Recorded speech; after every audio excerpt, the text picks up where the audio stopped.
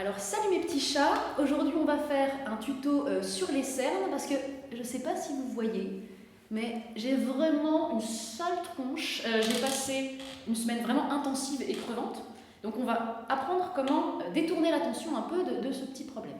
Donc on commence par recourber les cils pour ouvrir le regard avec le recourbe-cils. Alors ça a l'air super dangereux et c'est super dangereux. Donc on y va doucement, voilà, comme ça. Et ensuite, pour détourner l'attention, on va mettre un rouge à lèvres franchement flash, hein, comme ça, pour détourner l'attention des cernes.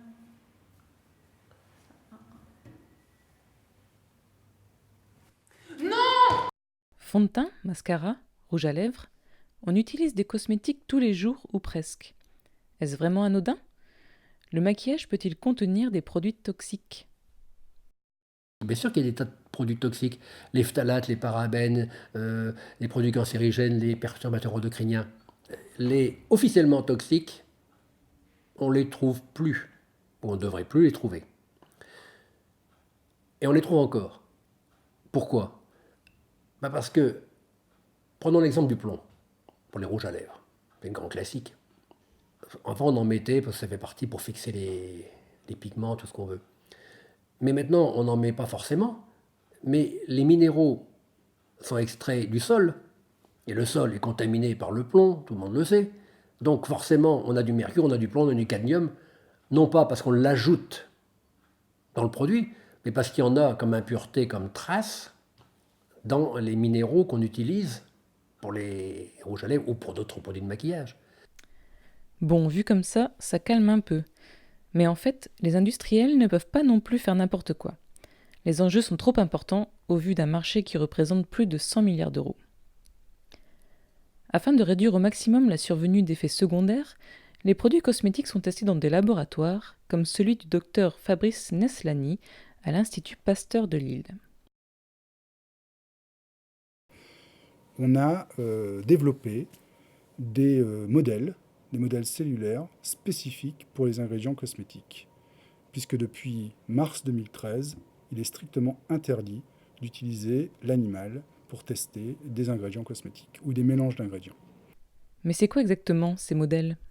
Un épiderme reconstruit à partir de kératinocytes humains ces épidermes sont déposés dans des inserts qui eux-mêmes peuvent se placer dans des plaques de culture. Donc sur ces inserts, au moment du test, on va déposer directement une certaine quantité de l'ingrédient cosmétique à tester, que ce soit l'irritation ou la corrosion. On va déposer une certaine quantité de substance à tester, et ensuite on va simplement évaluer la toxicité, la cytotoxicité sur l'épiderme. Et le laboratoire s'intéresse également aux effets génotoxiques des cosmétiques.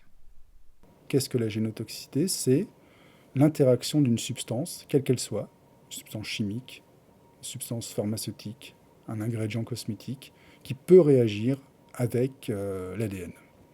Si ça se produit, c'est-à-dire si la substance est génotoxique, on peut penser qu'elle est cancérogène. Très souvent, les substances génotoxiques sont cancérogènes. Mais si le risque provenait plutôt du mélange des ingrédients, ce qu'on appelle l'effet cocktail? En fait, on ne teste pas les produits finis, on teste les ingrédients, c'est-à-dire les substances théoriquement actives, entre guillemets, qui vont être intégrées dans une formulation. Donc on va dire qu'on va tester l'ingrédient cosmétique en tant que tel. On ne va pas tester les coformulants qui sont déjà testés par ailleurs. Dans un cosmétique, il y a à peu près 20 substances, en moyenne. Plus il est cher, plus il y a de substances. Et ce qu'on ne sait pas, parce qu'on étudie la toxicologie de chaque ingrédient individuellement, on ne sait pas ce que peut donner le mélange. Il peut y avoir une potentialisation réelle d'un effet, encore inconnu, par le mélange. Bon, même si ce système n'est pas encore parfait, il faut savoir que les cosmétiques sont également surveillés après leur mise sur le marché et que l'apparition d'effets indésirables notables chez les consommateurs entraînera le retrait du produit. C'est ce qui s'appelle la pharmacovigilance. Cependant, il faut rester prudent. Certains composés, comme les perturbateurs endocriniens, pourraient avoir des effets néfastes sur la santé à plus long terme, sans que cela soit vraiment visible dans l'immédiat. Les perturbateurs endocriniens, on en fait un plat, mais ce n'est pas complètement idiot. C'est parce que c'est la structure similaire aux estrogènes. Donc, quand on a tous des récepteurs aux estrogènes, même chez les mâles, le produit appliqué en excès en saturation va se déposer sur les récepteurs à la place du produit naturel. Et le moment le plus critique, c'est probablement la grossesse, que ce soit pour les perturbateurs endocriniens ou pour les autres produits toxiques d'ailleurs. Le vrai problème où la prévention est utile, c'est en cas de grossesse. Quand on est enceinte, on fume pas, on boit pas, on se maquille plus, on va pas au soleil, ou on se protège pas si on va au soleil. Hein. Là, c'est sûr que c'est la période, pendant les 3 premiers mois de la conception, c'est le seul moment où il faut être extrêmement rigoureux. Et là, il faut pas se poser de questions. Là, c'est la véritable application du principe de précaution. Alors, faut-il bannir les cosmétiques ? Donnez-nous votre avis dans les commentaires.